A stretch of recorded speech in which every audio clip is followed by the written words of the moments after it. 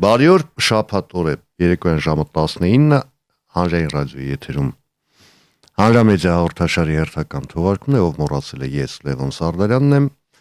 եւ մենք կրկին իմ գործընկերների հետ այստեղ խոսելու ենք, քննարկելու ենք, միգուցե նաեւ վիճելու ենք եւ այդ ամենը վերաբերվում է մեդիա դաշտին եւ այսօր իմ զրուցակիցները եւ նաեւ հնարավոր վիզավիներն են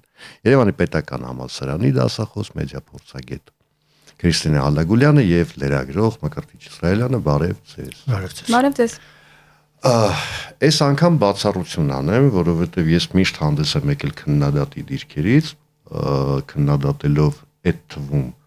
ոչ միայն իմ գործընկերներին, երբ նաեւ սեփական գործունեությունը մեդիա դաշտում։ Հիմա եկեք այս անգամ ես փորձեմ պաշտպանել մեդիան։ Տեսեք, վերջին շրջանում այսպես անթաքույց բավական թիրախավորված հարցակում կա մեդիա դաշտի վրա, անում են իշխանության ներկայացուցիչները, որոշ մեր գործընկերներ իշխանության մեջ եղած, ես չեմ ասում իրենք արդար չեն, որոշ հարցերում իրենք բավական արդարացի այսպես քննադատության են ենթարկում լրագրողներին եւ լրատվամիջոցներին, բայց այստեղ ամբողջ խնդիրը այն է, որ հասարակության մի ստվար զանգված տարբերակում լրագրողների մեջ չի դնում, իր համար միևնույնն է դու անդիմադիր լրագրող ես, դու անաչառ լրագրող ես վերջ, հետևաբար, այսինքն այնտեղ դա անցալվում է որպես ֆաս հրամանկաների կոպիտ տանջում։ Հիմա ես ուզում եմ ձեր կարծիքը լսեմ։ Այդ քննադատությունը, որին բնականաբար դուք եք ծանոթ, արդար է թե արդար չէ։ Իրականում դուք մի կողմից ասացիք, ընդհանրապես քննադատության մասին է խոսքը, ըստ էության դրան պետք է անդրադառնալ։ Այո, այնպես է ստացվում, որ եթե ինչ-որ մեկի մոտ վատ աշխատանք է, ոչ բարեխիղճ արված աշխատանք է, դրա պատասխանատվությունը կրում են նաև մյուսները։ Բայց այստեղ տարբերակումը իսկապես պետք է դնել։ Իհարկե դա միայն մի հոգու խնդիր չէ, բոլորը պետք է դրան նպաստեն, այդ թվում նաև լրագրողները։ Եվ եթե կան խնդիրներ, որոնք որ դուրս են լրագրողական էթիկայի, օրենսդրության շրջանակից, դիտարկել հենց դրա մեջ։ Բայց քանի որ աշխարհում նաև հաղորդակցության ուղիներն են ավելացել, տեղեկատվությունն է շատացել, ել չեմ ասում տեղեկատվական գերբեռնվածությունը շատացել է, շատ հաճախ դժվար է լինում տարբերակել, թե տեղեկատվությունը որտեղից է գալիս։ Սա է խնդիրը ըստ էության, որ երբեմն կարող են քննադատությունները լինել ոչ տեղին, եւ դրանք վերաձևավորելու անհրաժեշտություն կա։ Մեծ մասամբ քննադատությունը տեղին է։ Տեղին է առանձին վերցրած լրագրողների մասով, եթե այդպես ձևակերպեմ խոսքս, բայց ընդհանուր քննադատությունը երբ ուղղվում է դաշտին, դա մի տեսակ արդեն այդտեղ թացն ու չորը խառնում է իրար, այսինքն հարվածի տակ ընկնում են նաև այն լրագրողները, համայնքային ներկայացուցիչները, որոնք այսքան տարիների ընթացքում կամ թեկուզ շատ կարճ տարիների ընթացքում բավական բարեխիղճ են աշխատել, պահել են սկզբունքները թե մասնագիտական, թե մարդկային, բայց ես կարծում եմ, որ իշխանության հիմնականում այդ քննադատությունը իշխանության ներկայացուցիչների կողմից է գալիս, պետք չի այդքան շատ նորից կրկնվեմ 14-ը խառնել իրար եւ պետք չի որոշ լրագրողների կամ այսպես ասեմ չլրագրողների պատճառով թիրախավորել ամբողջ ոլորտը։ Հիմա իրենց համար էլ չլրագրող ես այդ ձեր ասածների համար, բայց ես չեմ կարողանում հասկանալ, թե ես ինչու պիտի պատասխան տամ ինչ-որ մեկի համար, որը երեք պայմանական եմ ասում երեք, այդ դիկտաֆոնը, միկրոֆոնը կամ հեռախոսը ձեռքին վազվզում էր այս կամ այն հոգևորականի հետևից, փորձելով այդ մարդուն կամ ունից անել, կամ ստանալ իրեն հարմար պատասխանը, ընդ որում ամենահետաքրքիրն է, որ երբ հոգևորականները չեն պատասխանում այնպես ինչպես այս կամ այն լրագրողին հարմար է, քանի որ վերջին շրջանում զուտ այդ թեման է ամենաարդիական, դրա համար եմ հոգևորականների վրա բերում, իրենք են արժանանում ինչ-որ անեծքների, մունատների, սպառնալիքների եւ այլն։ Ես ինչ պիտի պատասխան տամ այդ մարդկանց համար։ Ես ինչով եմ պատասխանատու այդ մարդկանց համար։ Տեսեք, մենք անձերի խնդիր չպետք է դնենք այստեղ։ Անկախ նրանից, ով ինչ, որտեղ ինչ է անում, այստեղ ընդհանրապես երևույթին պիտի անդրադառնալ, հակառակ դեպքում ստացվում է թիրախավորում հենց մեր կողմից։ Ես դեմ չեմ, ես կարող եմ թիրախավորել հերթով բոլոր։ Իրականում, բայց մենք խոսում ենք խնդիրների մասին, որոնք լուծման անհրաժեշտություն ունեն կամ մեղմացման անհրաժեշտություն ունեն։ Հետևաբար յուրաքանչյուր մեկը ուղղակի պետք է, եթե ստանձնել է լրագրողի պարտականությունները, շարունակի կատարել իր աշխատանքը այնպես, ինչպես անում էր, այսինքն բարեխղճության, մասնագիտական էթիկայի սահմաններում։ Եվ բացարձակ պատասխան չտա մյուսի համար, որը օրինակ լրագրողական աշխատանք չի անում, եթե այդպես է։ Որովհետև յուրաքանչյուր գրառմա, յուրաքանչյուր հրապարակման տակ ստորագրություն է դրվում, եւ դուք ձեր ստորագրության համար եք պատասխանատու։ Հետևաբար ընդհանուր առմամբ տարբեր կողմերից, ընդ որում դուք մի կողմից եք նշում, բայց ընդհանրապես տարբեր կողմերից հնչող քննադատությունները, երբ որ ընդհանուր են, ընդհանուրը դեռևս հասցեական չէ եւ այս դեպքում չպետք է պատասխանատվությունը վերցնել։ Եվ եթե դուք անում եք լավ աշխատանք, ուղղակի շարունակեք անել եւ դա ի վերջո կբերի իր արդյունքները։ Ես այդ կողմն կա, Քրիստին։ Այստեղ մի ներբություն կա։ Հիմա որ մենք ջահելամություն չանենք, պիտի ընդունենք, որ հասարակության հիմնական մասի մոտ կա անթակույց եւ գրեթե տոտալ ատելություն լրատվական դաշտի եւ լրագրողների նկատմամբ առհասարակ կապ չունի, որ լրագրողը որ կողմից է։ Եվ այդ ամենը այ արդյունքն ու հետևանքն է այն լրագրողների, որոնք անում են այն ինչի մասին մենք խոսում ենք կամ երբեմն գերադասում ենք չխոսել, որովհետև ամոթել է այդ մասին խոսել, բայց արդյունքում ելի եմ ասում, մենք բախվում ենք այդ ատելության պատին։ Հետևաբար արժեզրկվում է նաև մեր խոսքը, մեր միջոցով հասցվող խոսքը, եւ հասարակությունը այստեղ շատ լուրջ վտանգ կա, որովհետև հասարակությունը սկսում է մարգինալը դառնում հասարակությունը, որովհետև ինքը երբ պայմանական ասած, երբ Լևոն Սարդարյանը վախենում է ինչ-որ բան ասել, վախենում է ինչ-որ բան տեղ հասցնել, հասարակության այն հատվածը, որ հետևում է այդ Լևոն Սարդարյանին, ինքը տեղեկացված լինելու իր իրավունքից զրկվում է, հետևաբար ես իրեն տանում եմ մարգինալացման, իսկ այդ մարգինալացման ինձ տանում է հենց այդ հասարակությունից եկող ատելությունը, կախարդական շրջան, լավն է, չէ՞։ Ցավոք սրտի դա բնորոշ է ոչ միայն Հայաստանին։ Հիմա աշխարհում, ինչպես նշեցի, տեղեկատվական եւ կոնտենտի գերբեռնվածությունը այն աստիճանի է, որ եւ դրանցում նաեւ տեղ են գտնում որոշակի ապատեղեկատվական կոնտենտներ կամ fake news-եր եւ այլն, եւ սա բերում է նրան, որ ընդհանրապես հասարակությունը ոչ միայն մեր երկրում, ընդհանրապես աշխարհում ավելի ու ավելի քիչ է կարծես թե վստահում մեդիային։ Բայց ես միշտ այն կարծիքին եմ, որ երբ որ դուք ինչ-որ բանի դեմ եք գնում, դուք ըստ էության դիմադրություն եք որոշակի առաջացնում եւ ինքն էլ իր կանոններով է փորձում դրա դեմ պայքարել, այսինքն մեծանում է խնդիրը, բայց երբ որ դուք շարունակում եք աշխատել այն նույն լրագրողական սկզբունքներով, նորից կարող է կրկնվեմ այստեղ էթիկայի եւ օրենսդրության, ձեր մասնագիտական բարեխղճության շրջանակում, դուք ուղղակի ավելացնում եք լավը, այո, դժվար է, բայց անհնար չէ։ Համաձայն եմ, դեմ գնալ ընդհանուր ինչ-որ մի երևույթի կամ համակարգի սխալ է, բայց այստեղ գիտես հարցը որն է, որ պետք է ավելի շատ զտեն հենց այն նույն մարդիկ այս դաշտը, ովքեր որ փորձում են կամ հորդորում են դեմ գնալ այդ համակարգին, լրագրողական համակարգին կամ հանրույթին։ Դες շատ հետաքրքիր բան եմ նկատել, այդ վատ լրագրողների մասին շատ հաճախ այդ մարդիկ խոսում են, հիմնականում այդ վատ լրագրողներին առաջի պլան բերում են հենց այդ նույն մարդիկ։ Հենց այդ նույն մարդիկ են տարատեսակ հարցազրույցներ տալիս իրենց, տարատեսակ թողնել են հարթայության համար հիմար հարցերին պատասխանում եւ հետո բողոքում են, որ լրագրողը կոնտեքստից կտրեց, միտքը խոսքը կրճատեց եւ այլն եւ այլն։ Առաջին հերթին նախ պետք է Պաշտոնյան կամ ցանկացած մարդի ինքը իր մեջ հասկանա արդյոք ուզում է այդ լրագրողի հետ շփվել, ուզում է այդ լրագրողի հարցերին պատասխանել։ Մի վարքյան, այստեղ արդեն չէ, այստեղ արդեն եկանք ոչ թե մասնագիտական էթիկայի նորմերին, այլ եկանք արդեն օրենքի պահանջներին։ Պաշտոնյան իրավունք չունի չպատասխանել լրագրողների հարցերին։ Չունի օրենքով։ Չունի նայած որտեղ ինչ միջավայրում ինչպես։ Չէ, ես հասկանում եմ, որ ասենք եթե դուրս ծեցեն, դուրս բացեմ, տեսնեմ մեկ այնտեղ միկրոֆոնը կանգնած է, չէ։ Ես իրավունք ունեմ չպատասխանել, դուրնել շրխկալով փակել դեմքին, բայց երբ ես հանրային ու հասարակական միջավայրում եմ արդեն իսկ ի պաշտոն է կոստյումով, այնտեղ փողկապով կամ առանց փողկապի, եթե լրագրող ինձ հարց է տալիս, հարգելի պաշտոնյաներ, դուք նրանց չպատասխանելու իրավունք չունեք սահմանադրությամբ եւ զանգվածային լրատվության մասին օրենքով։ Բա բոլոր հարցերը հնչելու ըստ էության իրավունք ունեն։ Եթե դրանք օրինակ չեն վիրավորում եւ այլ, այսինքն չեն անցնում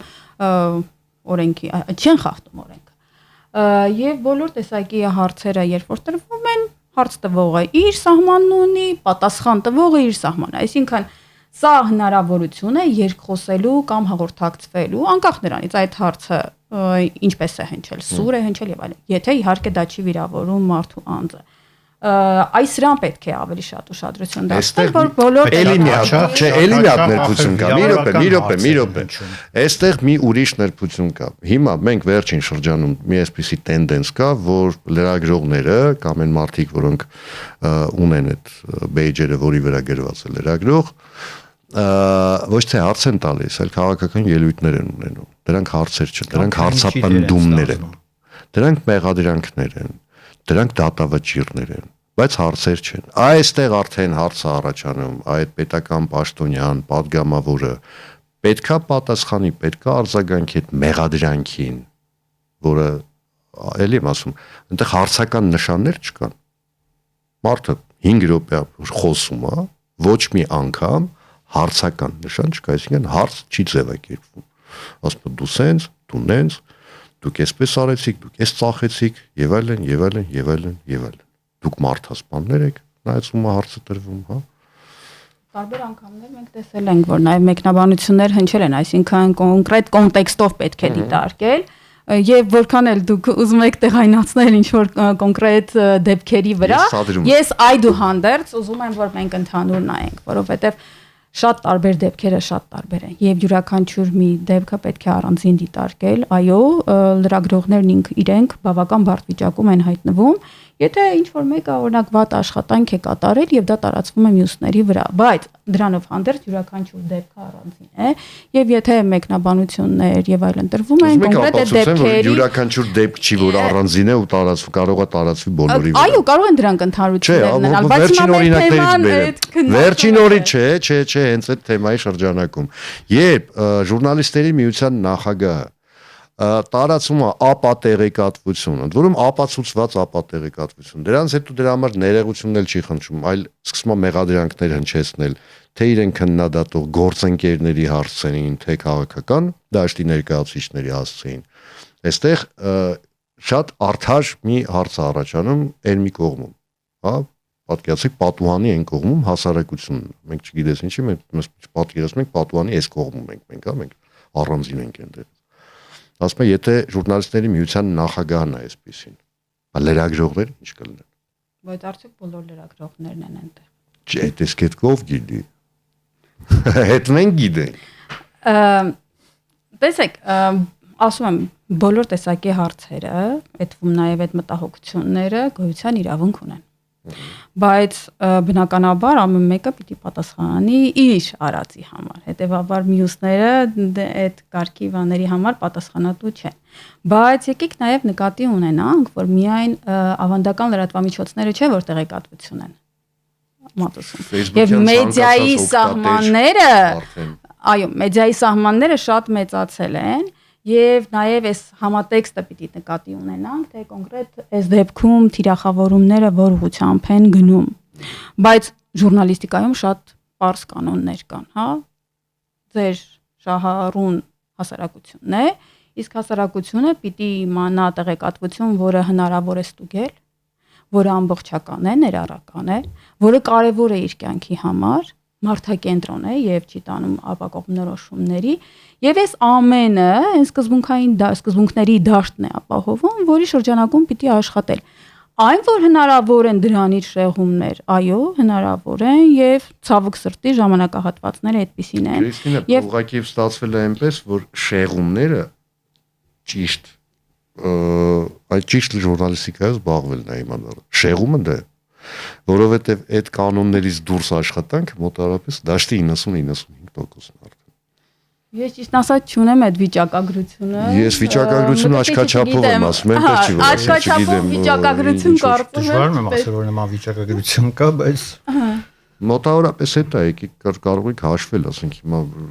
դնենք մի կողմ ժամանակա, չափսոսանք, կարող ենք հաշվել։ Բայց մի ենթադրում եմ, որ դրա կարիքը չկա։ Հիմա դուք իհարկե սադրում եք, որպեսզի մենք դրա հակառակ, բայց մենք դրա հակառակի մասին մենք խնդիրները ընդհանուր առմամբ ենք դիտարկում, որը այս կամ այն կողմ չունի, այլ ընդհանուր առմամբ նվիրված է ժուրնալիստիկան ավելի լավը դարձնելուն։ Կրթությունը ժուրնալիստական ավելի լավը դարձնելուն, այո, այդ խնդիրները կա այդ ցանկությունը ժուրնալիստիկան ավելի լավը դարձնելուն, կասկածում եմ, ոչ մեկի մոտ էլ չկա իրական։ Հավատում եք, բա ինչու եք մեզ կանչել։ Որովհետև ես այդ ոչ մեկերից մեկն եմ։ Չէ, այսինքն եթե չեք հավատում, որ մարդիկ, որոնք հիմա խոսում են, որ Չէ, ես հավատում եմ մեզ առանցին վերջրած ինձ, քեզ, Մկրտիչին, ես հավատում եմ բնականաբար։ Ես հավատում եմ, որ մենք ցանկանում ենք, որ ժուրնալիստիկան ավելի լավ։ Ես որ ասում եմ ոչ ոք, մենք դաշտում որոշողներ չենք, հա։ Մենք գլխավոր խմբագիր չենք, մենք կայքերի սեփականատերեր չենք, մենք կայքերի ստվերային սեփականատերեր չենք, մենք քաղաքական թիմեր չենք ներկայացնում եւ այլն։ Այսինքն մենք ըստ էության հա մենք կարող ենք այսպես լավ հաղորդումներ անել, քննարկել ինչն է լավ, ինչն է վատ, օրինակ ես ասում եմ, որ մեր կրթական համակարգը լրջագույն խնդրեմ ունի, որ այդ Մկրտիչի ասած չլրագրողների առյուծի բաժինը հասնում են հենց կրթական համակարգին, մեղքի բաժինը նկատի ունեմ։ Կրթական համակարգինն է, ոնց են այդ մարդկանց սովորացնում, ինչ են սովորացնում, ինչու են այդ սովորացնում եւ այլն։ Այսինքն պարկեշտություն սովորական հասարակ չեն սովորացնում։ Բայց 8-ի շաղատառը տեսակ սովորացնում։ Համաձայնվում եմ քո հետ Լեոն ջան, չնայած ես կրթական համակարգի հետ լրագրության կապ չունեմ բացարձակ, բայց չեմ կարծում, որ հենց այդ համակարգում են սովորեցնում նման կամ այսպես ասենք հենց այդ համակարգն է աճեցնում նման պարկեշտությունը ինչը։ Չէ, համակարգը սովորեցնում է, պարկեշտությունը երկրորդ պլան է մղվում, երբ սկսվում է իսկական գործնական փուլը, երբ սկսում են աշխատել այս կամ այն խմբագրությունում եւ նայած թե արդեն ինչ քաղաքական խմբակցությունը ով է իրենց ստվերային ղեկավարը, ինչ պահանջներ ունի իրանցից, այդտեղից նոր գալիս է լրագրողների ասեմ ճանալը։ Հա, այսինքն ինքը մինչև այդ շատ լավն է։ Չէ, մինչև այդ էլ շատ լավ է։ Հետո պատահաբար հայտնվեց, չգիտեմ, ասենք, չգիտեմ, Հակոբ Հակոբյանի պայմանական քաղաքական ուժին պատկանող լրատվամիջոցին կամ ասենք հարող լրատվամիջոցում մեկ էլ հանկարծ պարզվեց չէ ինքը։ Չէ, նայ լրագրությունը այն մասնագիտությունն է, որտեղ դու այն ինչ որ սովորում ես ու որտեղ որ հետո սկսում ես աշխատել իրական կյանքում շատ դեպքերում այդ սովորածդ գուցե պետք չգա քեզ խոշոր հաշվով էլի մեծ մասամբ այսինքն լրագրության մեջ դու փորձով ավելի շատ բան կարող ես սովորել քան ֆակուլտետը անիմաստ կառույց է չեմ ասում անիմաստ կառույց է բայց ունենց շատ մեծ գործառույթ իրականացնող կառույց է չի ներողություն ժուրնալիստիկայի ֆակուլտետի իմաստալից է թե անիմաստ կրթելու մասնագետ պատրաստելու առումով ձեր քննարկումը ուղղված է ժուրնալիստական կրթությանը որի ներկայացուցիչ եմ նաև ես նախ առաջին ես ինչպես բոլոր դեպքերում դեմ եմ ընդհանրացումներին եւ ժուրնալիստիկայում եթե անգամ 100-ից 99.9%-ը նույն բանն է ասում բայց եկա այն մյուս շատ չնչին մասը մեկ է դա 100-ի մասին չէ հետեւաբար շատ ճշգրիտ պետք է լինել երկրորդը ինչ վերաբերում է ընդհանրապես կրթությանը նախ այդ կրթությունը միշտ կախված է նրանից դու ում ես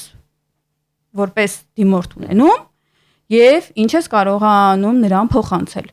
դուք մի կողմ եք դնում մարդու զարգացվածությունը մինչև 18 տարեկան մինչև գալիս է համասարան եւ ուզում եք ասել որ այստեղ պիտի փոխվի նրա մարդու կերպարը պարկեշտությունը կարծում եմ մասնագիտական որակը չէ դեպ մասնագիտական որակի համար շատ կարևոր նշանակություն ունի ինչ վերաբերում է ընդհանրապես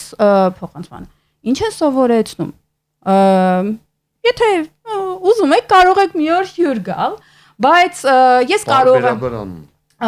կարող եմ ասել հետեւյալը նախ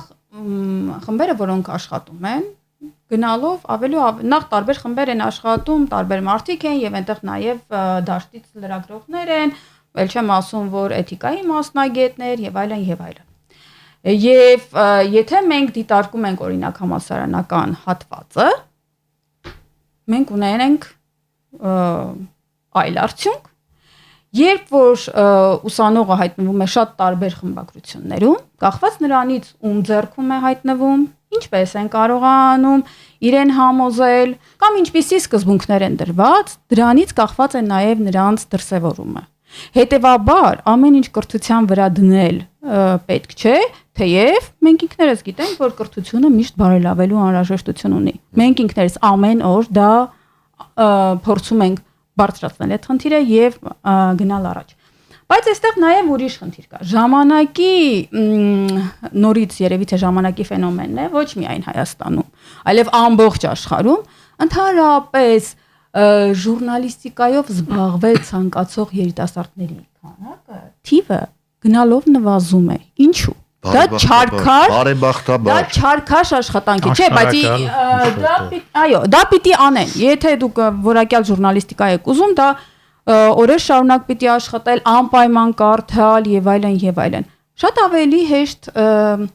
ոլորտներ կան։ Ես չեմ ուզում թերագնահատել որևէ ոլորտ, բայց շատ ավելի միտումներն այնպիսին են, որ օրինակ երիտասարդները շատ ավելի նախընտրում են մարքեթինգում հայտնվել, PR-ում հայտնվել, թեև դրանք եւս պահանջում է բավական մեծ աշխատանք եւ մասնագիտական մոտեցում։ Վատ բան ասեմ, ու մոտ դա չի ստացվում գալիս է դառնալ լրագրող։ Դա վատագույններից մեկն է։ Եվ այո, դուք խոսեցիք մեկ այլ բանի մասին, որ հաճախ երբ որ ասում ենք այս մեկը էս ինչ վատ է անում եւ այլն, մենք փորձում ենք տեսնել իսկ ինչ կրթություն ունի, հաճախ դա ոչ մի կապ չունի ժուրնալիստիկայի հետ։ Իմիջիայլոց իմ ճանաչած լավագույն լրագրողների 90%-ը ունեցել են բնագիտական կրթություն։ Դա այո, շատ կան այդպիսի, ես էլ շատ գործընկերներ ունեմ եւ ես ինքս այն մասնագետներից եմ, որ կարծում եմ, որ եւ այդ մասնագիտությունից կարելի է գալ ժուրնալիստիկա, բայց նաև սովորելով ժուրնալիստական մասնագիտության հմտությունները եւ նրբությունները այդպես դառնալ եւ ընդհակառակը ժուրնալիստիկայից գնալ եւ մասնագիտանալ մի կողմում եւ դառնալ այդ ոլորտի լավագույն ներկայացուցիչներից մեկը։ Այսինքն երկուսն էլ ես, բայց որ երկուսի դեպքում էլ ժուրնալիստական մասնագիտական գիտելիքի անհրաժեշտություն կա, սրանում որևէ կասկած չկա։ Բոլորին անհրաժեշտ է լինում ժամանակի ընթացքում վերապատրաստվել։ Մեկ այլ միտում կա, որը նորից բնորոշ է ոչ միայն մեզ էլ բնորոշ է։ Քանի որ հոսունությունն ավելի մեծ է, երիտասարդները են գնում եւ շատ մարդիկ տարբեր ոլորտներ են գնում, մասնագիտական թիմերը, որոնք խմբագրություններում ձևավորվում են, կայուն չեն։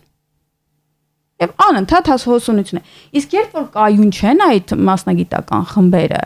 դրանում սկզբունքները չեն հասցնում արմատանալ։ Եվ այդ ավելի այդպես ակտիվ եւ այլն այսպիսի մոտեցումները առավել ընդունելի են լինում, այստեղ չեղավ գնում ենք մի ուրիշ տեղ եւ այլն եւ այլն։ Ես գուցե շատ խոսեցի։ Չէ, համամիտ եմ։ Վերջ։ Համամիտ եմ ու վերջ, հա։ Հիմա հարգելի ունկնդիրներ, հարգելի YouTube-յան եւ Facebook-յան հետևորդներ, ես ասեմ, ես իրականում սա ադրեցի Քրիստինեին, ինչի համար, որ ինքը խոսի կրթական համակարգից, որտեղ ես ինքս էլ գիտեմ, որ կրթական համակարգի վրա ամեն ինչ գցել, մեղմ ասած արդար չի, ուղղակի ես սա արձագանքներ այն պնդումների, այն հարցապնդումների, որոնք անում են երբեմն ժամանակ առ ժամանակ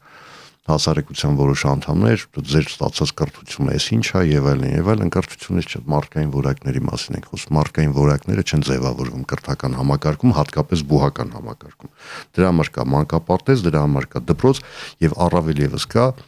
ընտանիք, դաստիարակեք ձեր երեխաներին, եթե ուզում եք նորմալ լրագրողներ դառնան։ Հիմա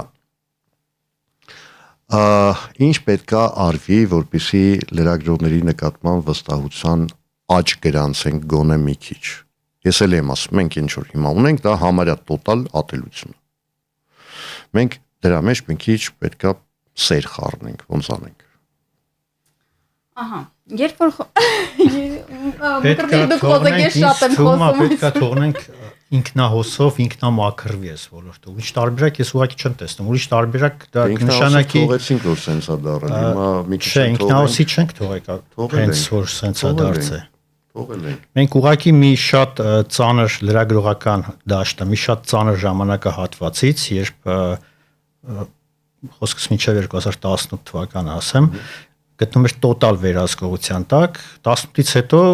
կարելի ասել սենց բաց թողնվեց այդ դաշտը։ Ես համաձայն չեմ, իմիջիալուց, քանի որ ես էլ այնքան խորտ չեմ այդ դաշտին։ Մինչև 18 թվականը տոտալ վերահսկողության մեծամասամբ վերահսկվող։ Տոտալ վերահսկողության տակ եղել է մինչև 2008 թվական։ Մի քիչ էլ լավ, ասենք կարող է իներցիայով մինչև 10 թվական, հետո այդքան այն ազատությունը չկար, ինչ հիմա։ Դե բնականաբար։ Եվ հիմա, չգիտեմ, միջամտել ինչ անել, այսինքն օրենսդրորեն խստացնել իշխանությունը լծակներ կիրառի, դա էլ կդառնա արդեն խոսքի ազատության գրաքննության կոչել դա կարծում եմ, որ պետք է ինքնամաքրվի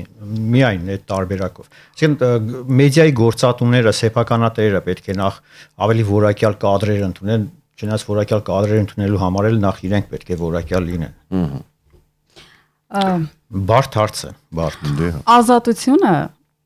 իրականում ամենից շատ քննարկվողն է, բայց թերևս ամենաբարդն է։ Այսինքն ազատությունը չի նշանակում ամեն ինչ անել։ Ազատությունը, այո, նշանակում է նաև պատասխանատվություն, այսինքն ես ինքս ընտրում եմ ազատորեն իմ պատասխանատվության չափը։ Հիմա ասում եք ինչ անել, գուցե սեր խառնել։ Սեր խառնելու այդպես հատուկ, այսպես արհեստականորեն խառնելու անհրաժեշտությունը չկա։ Պարզապես եթե մեզնից յուրաքանչյուրը, անկախ նրանից, ինչ գործառույթ է իրականացնում, ենթադրենք կրթություն ապահովողը, լրագրողական տեքստ գրողը, մյուսը, իր գործառույթը անի իր սահմաններում, նորից գալիս ենք նույն բանին, հա, եթե դա անում է մասնագիտական բարոյականության սահմաններում, օրենսդրորեն եւ իշահ հասարակության, որովհետեւ ի վերջո շահառուն հասարակությունն է։ Սրա մասին պիտի չմոռանալ։ Ժամանակ առ ժամանակ մենք տեսնում ենք, որ երբեմն այդ տեղեկատվությունը միմյանց համար է եւ ոչ թե հասարակության, որովհետեւ հասարակությունը երբեմն նայում է աղճատված տեղեկատվություն ու չի հասկանում այս տեղեկատվությունը ինչի համար է։ Այդուհանդերձ շահառուն ինքն է եւ պետք է աշխատել իր շահնրա։ Եթե մենք ամեն մեկս անում ենք մեր պարտականությունները, ուղղակի ինչ որ մեկին գնալ սովորեցնելու անհրաժեշտություն չկա։ Ամենայն հարգանքով բոլորի նկատմամբ ամեն մեկը պիտի պատասխանատու լինի իր համար։ Ինչ վերաբերում է նրան, որ այ մեզնից շատ կախված բան չկա, չէ, եթե ենթադրենք, ես ունեմ ուսանողներ եւ ուսանողների հետ խոսում եմ, դիտարկում եմ որևէ տեսանյութ, որևէ ժուրնալիստական աշխատանք։ Մենք քննարկում ենք դա մասնագիտական բոլոր կանոնների տեսանկյունից, ավելին։ Ես ինքս էլ շարժվում եմ այդ ուղղությամբ, սա արդեն որոշակի թիմ է ապահովում։ Իսկ ինչ է հասարակության մեջ։ Եթե ամեն մեկը իր շուրջ գտնվող յուրաքանչյուրի աշխատանքում իր շուրջ գոնե 5 հոգու թիմում ձևավորի այդ նույն բանով, ինքը ավելի մեծ ծավալներ կունենա։ Բայց միշտ չի որ այդպես է։ Մյուս բանը,